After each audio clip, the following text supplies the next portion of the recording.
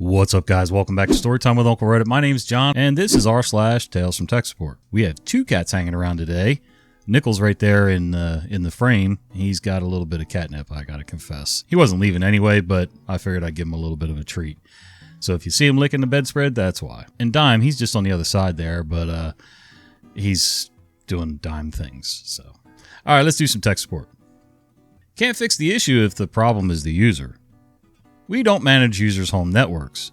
User moves to a new office space in their home where Wi-Fi signal is weaker and calls into the help desk because they can't connect to Wi-Fi. The tech explains the issue with poor Wi-Fi signal, but still goes far, guiding user to reset the NIC and update the drivers. However, they still complain that it sometimes connects and other times it won't, and they mention other devices are able to connect in that area. The tech again tries to explain to the user that there's nothing wrong with the laptop, and that it's the signal strength in the area. Ticket gets escalated to me.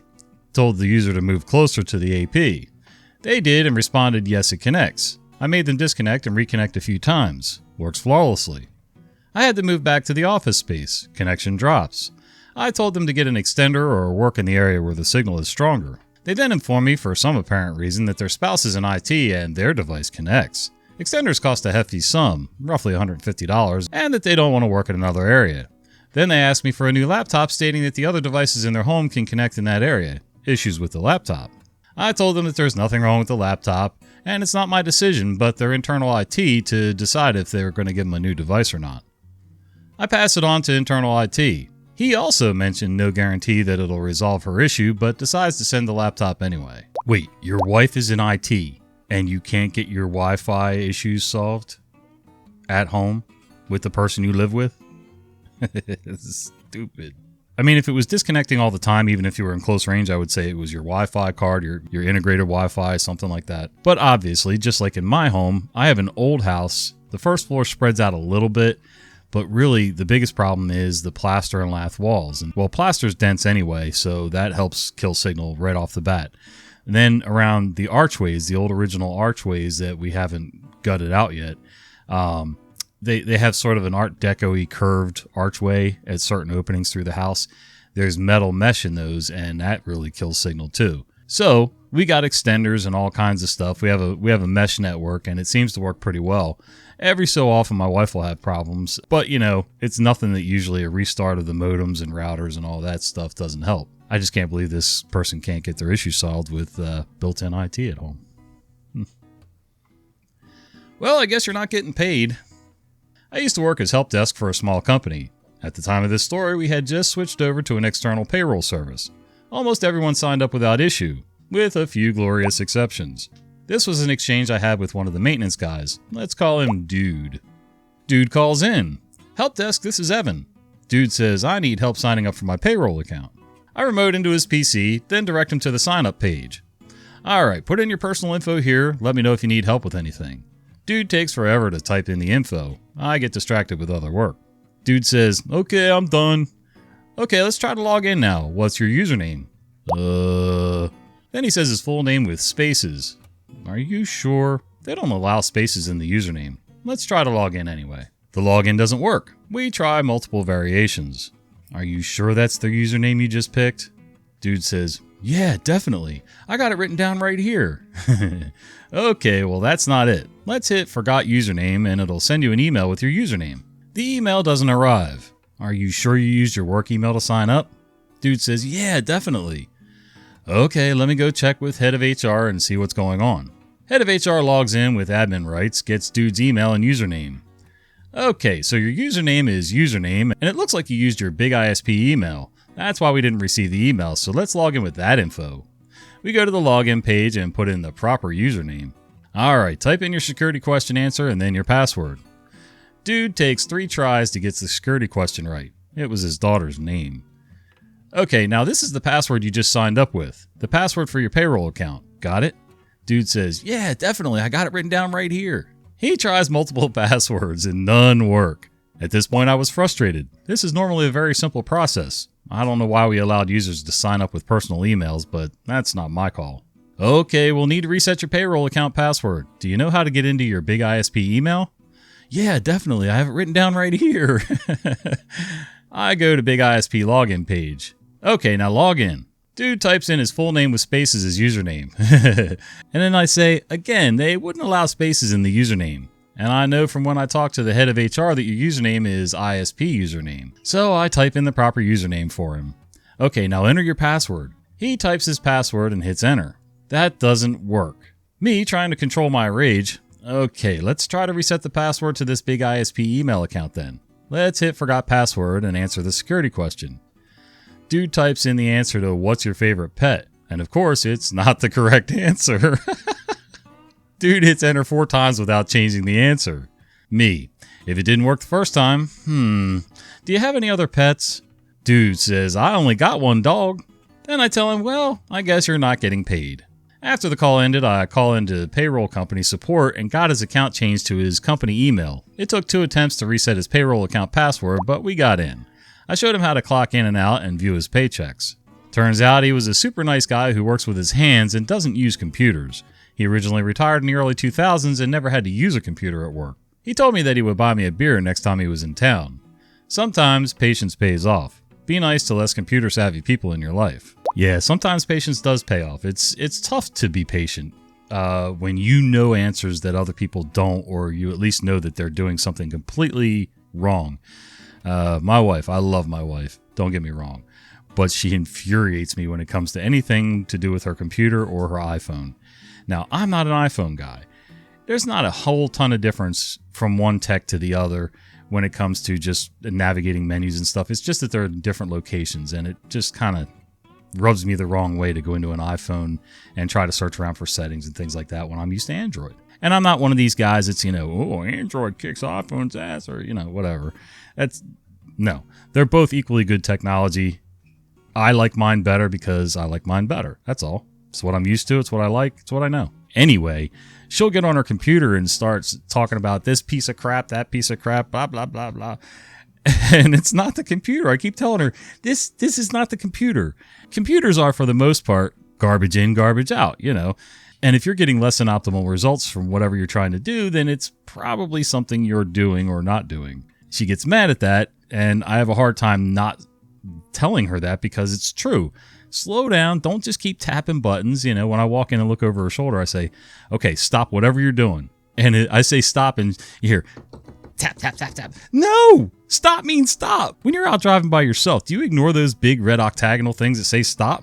Like, seriously, stop means don't do anything. Anyway, I love her to death, but her tech issues are probably going to give me a stroke at some point. Delete the CEO by Adam S. As the IT manager, I'm the go-to for anything wrong with our CEO. He's extremely paranoid, and most of his requests are asinine. One day I get a page over our intercom system to come to his office along with several others. Someone had spoofed his email address and convinced our accounting department to wire transfer a few $1,000s to their bank account. Whoops. This was found out after many frantic phone calls. We found that a notification email had been sent to our CEO stating what was happening prior to the money being transferred. He protested and said he never received it. Didn't know what they were talking about and didn't have this so-called email. I'm not listening to you. You're crazy. He protests to the point of threatening the bank. In his paranoia, he deletes all emails and deletes them from deleted items. I had to recover deleted items on his mailbox to find the bank notification of the wire transfer. Prior to this day, he didn't know that was possible. We were able to have the funds returned, but now he purges the contents of his recovered deleted items. So if it ever happens again, there won't be a trace. It's funny. Well, it's funny and sad, but I've run into so many people with paranoia issues, delusional stuff. They're into conspiracies. Our old neighbors love them to death, but they're psycho. One is extremely far left liberal and batshit crazy. The other one is extremely far right conservative, and he's batshit crazy too. I don't know how they stayed together or procreated for as many years as they did. They finally split. It's just a bad combination. I liked them both for different reasons, but they were both nuts. You could only take them in small doses. I could go visit for a little while here and there, but some of the stories, man, and he does this to me now. He sends me all kinds of these weird conspiracy text stories about, about, Elon and the New World Order and this and that and the Great Economic Reset. Don't even get me started on that. The guy gave me 1,000 dinar. I don't know how long ago. It's been years. I got him sitting somewhere in a drawer around here, thinking that there was going to be a reset and it was all going to be, somehow revolved around the dinar, and that the dinar was going to go from like whatever 0.04 cents per dinar to something like, $10 each or whatever. I don't know. I ain't holding my breath on that one. Right now, they're about as good as Monopoly money. But anyway, he gave them to me, so I got them stashed away. Yeah, people with their delusions and paranoia issues and things like that just tend to make me a little bit nuts. Unplug That by Andrew Q. I once visited a customer who was having problems with unexplained outages on their servers every evening.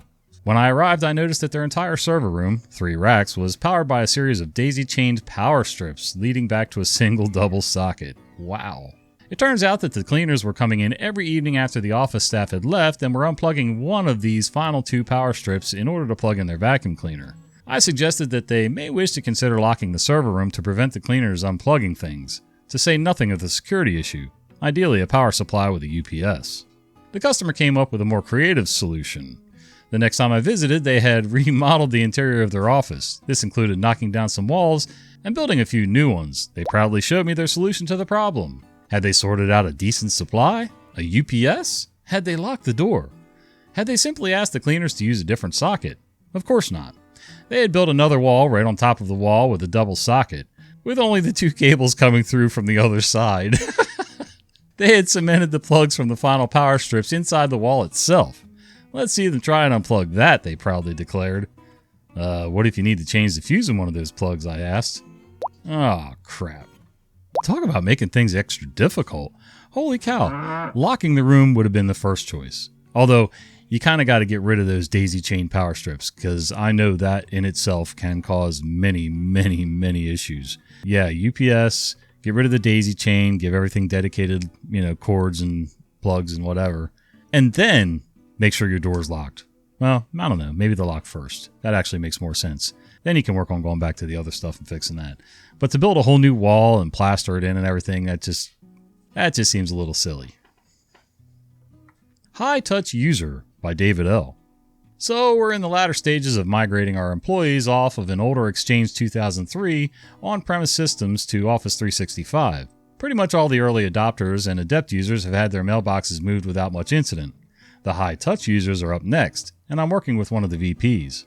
After about 15 minutes of back and forth, verifying the URL to the OWA, and that he's typing in his username properly, verifying his account is not locked out, and even opening his mailbox from my OWA, the VP states, I would prefer that you talk to my wife, and walk this through with her. She's better at computers than me. I say, okay, does she know your password? The VP says, yes, she does. So after a similar round of back and forth with the VP's wife and getting nowhere, I need to break protocol and I asked, ma'am, I hate to ask, but would you mind telling me what password you're typing in? The wife says, sure, it's ABC-567. Mind you, the actual password was a standard used while performing the migration and is partially changed for this story. We went back and forth a few more times. No luck. Then, wait, dash? Me, ma'am, can you try using the equal sign in place of the dashes? The wife says, hey, we're in, you fixed it. Yep, I did. I sure did. That's weird. I don't know that I've ever used the equal sign for anything in a password. I didn't know you could even do that. Sometimes special characters just can't be used that way, but holy cow, dash. You're the VP of a company and you don't know what an equal sign looked like? That's amazing. Tight Security by John G. Being in IT, I do routine checks of passwords to make sure they aren't easily guessable. I also spend a lot of time setting up servers. Security is always a top concern, so we lock them down as best we can. So I go over to one of the departments on campus for a meeting. As I walk out of the meeting, I see a sheet on the wall listing everyone's passwords. The manager told me it was just in case someone was out of the office. Another person could get into their computer for them. Yeah. What the hell? Even for the most, basic of mom and pop companies where security is not exactly, top priority. You're not a banking institution, things like that. To put all your passwords up on the wall is just stupid. To let other people get into other people's accounts is stupid. If something goes wrong, you have no way of tracing it except to that username and password. That doesn't mean that the person that's actually supposed to have that information is the one that did the offense. So where do you go from here? Somebody wants to be malicious and get back at a coworker, they can set them up all kinds of ways. Password File by Nicholas C. We had a senior supervisor place everyone's username and password for all of our systems onto a text file and place it into a shared drive in case anyone forgot their password or username.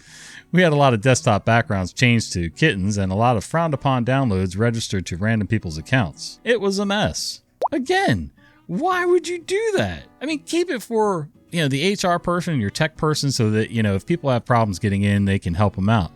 But to just let everybody have, like I said, random kitten backgrounds and desktop wallpapers and things like that, and then, going and downloading all kinds of questionable material to other people's accounts, reminds me of back in the day. We used to sign people up that, people that pissed us off really bad. We would sign them up for Skin Mag accounts and have complimentary magazines sent to their door, and usually they and their wife would end up in a big old heated battle. And, that was one way to get back at them, but this is even worse. At least I think it's worse. I don't know. Dubious Backup by James T.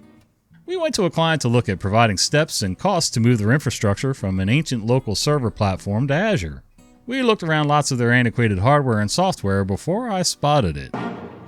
A lone white cable trailing from the back of the server cabinet with the end of the cable tied to the front of the rack with a single cable tie. I see the end of the cable terminates in a female USB Type-A connection. A quick glance to the right confirms my fears.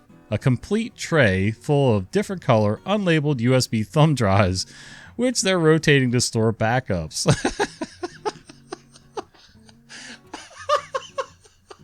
I've seen some pathetic implementations in my time, but this has to be one of the best. Mainly because the on-site IT manager was firm in his belief that this was a perfectly acceptable solution. I just don't understand. Oh my God. I could see a couple of USB external hard drives maybe, but a whole string of thumb drives? That's just amazing. How did this guy come up with this stuff? Oh man. Failing Backups by Jeremy H.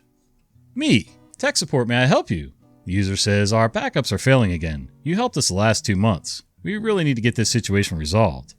I remembered the call and had already shipped them a replacement 5, whatever the hell those symbols are, drive last month, thinking that was the problem. Each time the monthly backups are attempted, the previous month's diskette is corrupted and unusable. We've had to use a new disk every time. I've tried shipping a new box of diskettes and a box from a different lot, trying to figure out the cause. Okay, let's try a new disk again. That seems to work every time. And it did. While the backup is working, I start asking further questions, since we had pretty much replaced every part of the backup process. I say, what do you do with the diskettes after backing up is completed? The user says, I put them on the filing cabinet. Me, is it a secure location? Do you think someone's messing with them? The user says, it's fairly secure. The room remains locked with our system until it's time for the backups. Okay, sounds good. Looks like the backup's finished. Let's go ahead and put the diskette back on the filing cabinet. Then I hear thunk. What was that? The user says, oh, just the magnet. Me, what magnet? Then the user says, the one we used to hang the diskette on the side of the filing cabinet. Oh my God. So nobody told this guy, and I guess he had no idea that magnets will ruin the information on diskettes, like I guess it was a 5 1/4 floppy drive that he had sent him. I'm not sure what all those symbols were there for, but any of the old diskettes, the 5 1/4, the smaller hard diskettes, I don't remember what size they are, 3 maybe? Anyway, but I remember from when I was a kid, regular cassette tapes, 8-track tapes, reel-to-reel tapes. If any of you remember anything like that, a magnet anywhere near those things would totally destroy the integrity of any of them. And those diskettes were essentially just like a harder form of that magnetic tape, from what I can remember. I don't know. Magnets around computers, magnets of any kind around computers drive me absolutely bonkers. It doesn't seem to be as big an issue today as it was, 5, 10 years ago, whatever. And hell, I try to be careful with even sound equipment and speakers because, speakers have magnets. Hey guys, YouTube thinks you're going to like this video right here. Do me a favor and give it a click. It really helps the channel. See ya.